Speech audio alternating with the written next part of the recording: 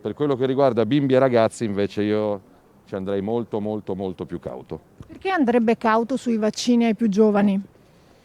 Perché parlando di Europa la Germania appunto consiglia i vaccini ai più giovani solo se hanno altre malattie. E siccome non c'è nulla di certificato, se uno è un fragile va tutelato. Se uno è in buona salute è meglio aspettare. Meglio aspettare, quindi, ribadisce da Mestre, il leader della Lega Salvini, a pochi giorni dalle ampie rassicurazioni espresse proprio sui vaccini per i teenager a Palazzo Balbi dal trevigiano Giorgio Palù, presidente di AIFA, invitato a riferire dal governatore Zaia. Netto lo scarto anche con gli appelli delle ULSS del Veneto a ragazzi e genitori sulla sicurezza del siero. Insomma, l'ennesimo fronte aperto tra politica e scienza e forse all'interno della stessa Lega in Veneto. Più in generale per Salvini dall'emergenza occorre passare alla convivenza.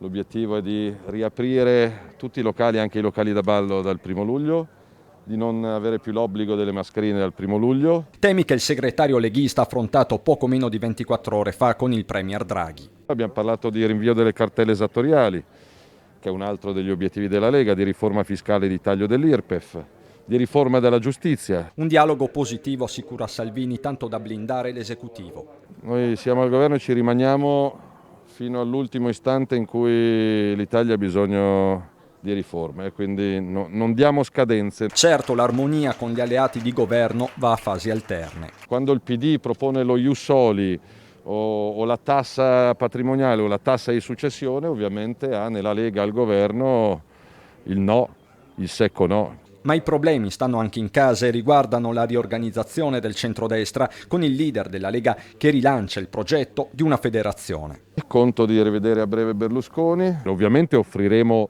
la collaborazione, la partecipazione alla federazione anche a Brugnaro. In Veneto, per fare il punto con gli amministratori, Salvini chiede maggiore coinvolgimento degli enti locali nella recovery plan.